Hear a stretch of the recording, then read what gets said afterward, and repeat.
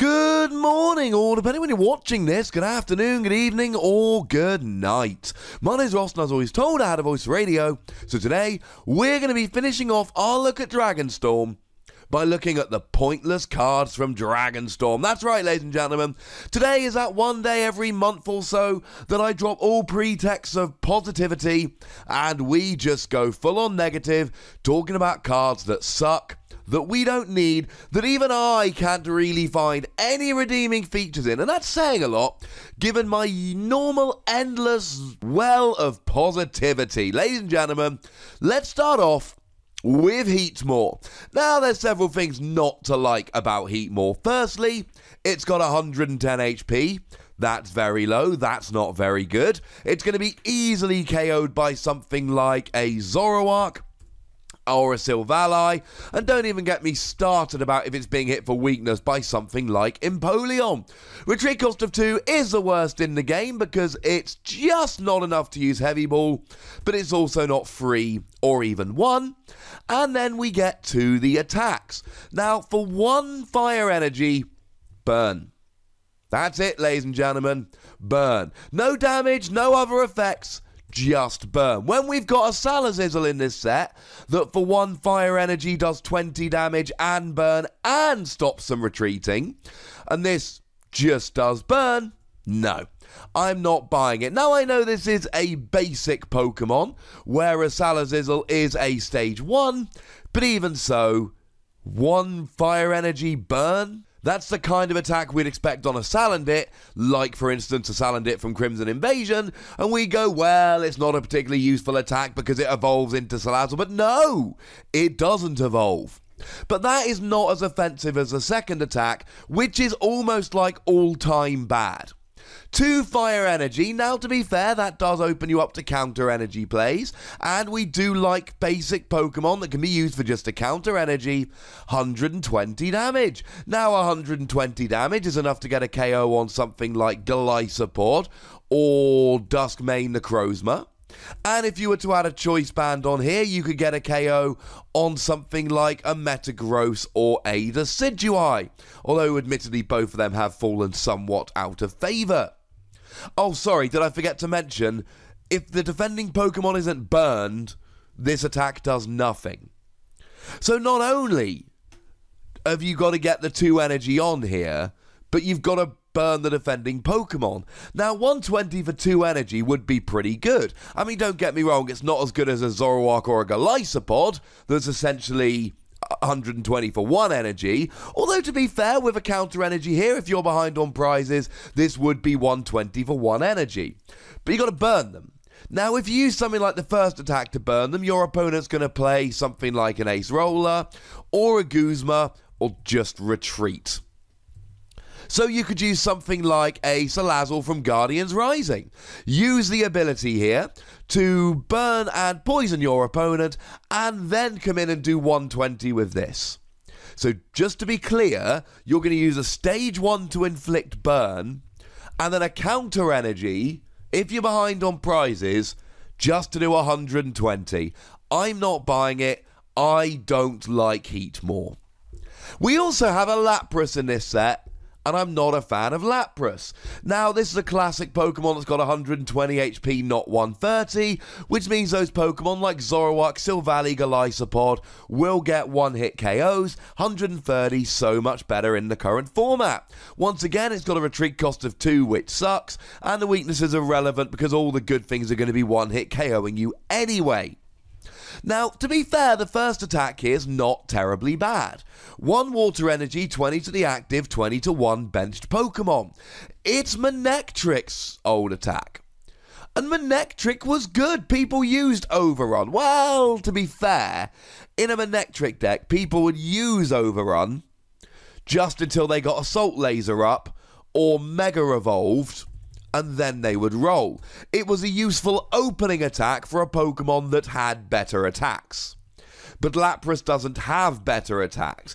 This on its own is fine, but you're not really going to be getting massive KOs here. I mean, maybe with a choice band, you're getting a 2-hit KO on a Volcanion while spreading 20 to the bench. But to be perfectly honest, ladies and gentlemen, if you want to be hitting 20 to multiple Pokemon for a single energy attachment, that's why Arceus gave us the Tapu Koko promo. This is not an out-and-out garbage attack, but it needs to go somewhere. It needs to be an, I've got a good attack for turns 2 and 3, but for turn 1, I need a useful little attack to get some damage on the board. And Lapras doesn't do that, ladies and gentlemen. But at least we've got Hydro Pump. An attack which is absolutely fine, but has been printed on about 1 billion other Pokemon better than Lapras. So we've got, just in the same set, we've got the Quagsire. Now, Lapras does 70 damage plus 10 more for each water energy attached to this Pokemon. Quagsire does 60 damage plus 20 more for each energy.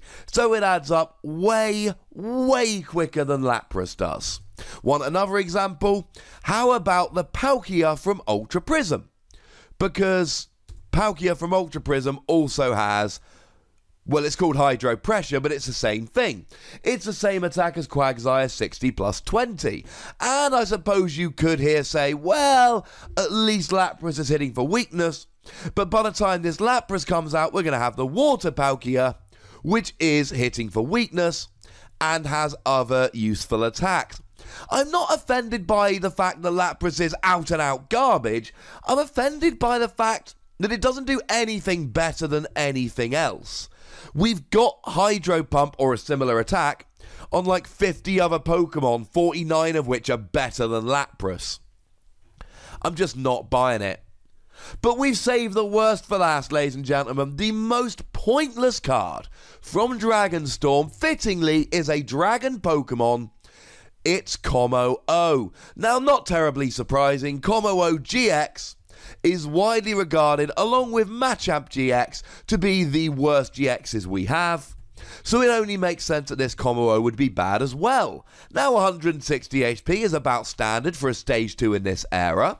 Retreat cost of 2 is pretty bad, and a weakness to Fairy means that if you ever see a Gardevoir, you will be running for your money. And once again, let's remind ourselves that Dragon Pokemon hit absolutely nothing for weakness. Now the first attack can again be used for a counter energy.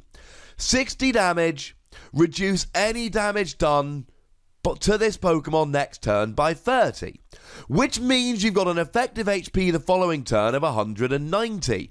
That is even getting above my boy Mamoswine, who's got 130. But here's the thing. It's doing 90 damage with a Choice Band.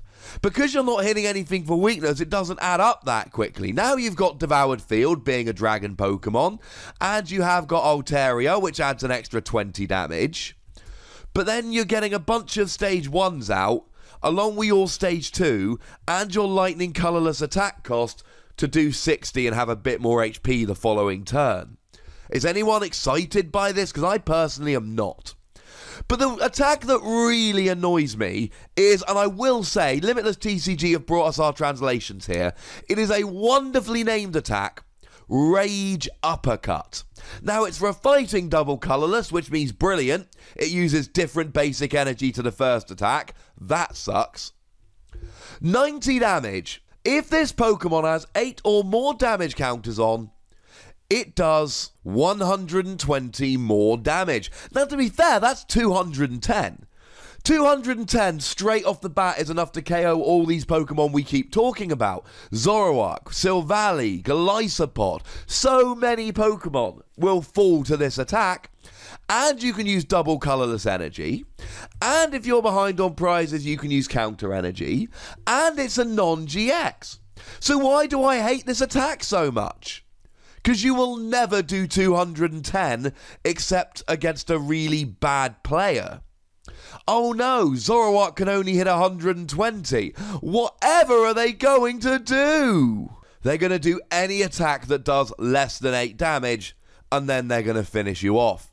They're just going to bring up something like a Tapu Koko, use a couple of flying flips, because, oh yeah, this Kommo-o just has no answer to a 110 HP Tapu Koko. It's just not KOing it. I suppose it's going to have to sit there and use guard press constantly. And maybe there is a possibility here that you can use guard press for a couple of turns to stop your opponent chipping away so that they never get you for little enough to then put you in range, so you then get rage uppercut. But no, because one attack uses lightning energy, the other uses fighting energy, and at the end of the day, this is the most awkward combo ever. It is possible that you use guard press to stop them using something like a Tapu Koko, forcing them to almost KO you but not quite and walking into a rage uppercut. I don't think that's going to happen. I think this is one of the most awkward Pokemon we've had in ages, and quite frankly, ladies and gentlemen, I don't like it. So there we go, ladies and gentlemen. That, or those I should say, were the pointless Pokemon from Dragonstorm. That's right, ladies and gentlemen. We've had our negativity. We're going to be back positive in the next video. It's got Lucario GX. It's awesome. But today we had to go a little bit negative. Do tell me what you think of all of these Pokemon in the comment section. Tell me if there's any I'm sleeping on. Tell me if any did not deserve to be in this video. Go nuts.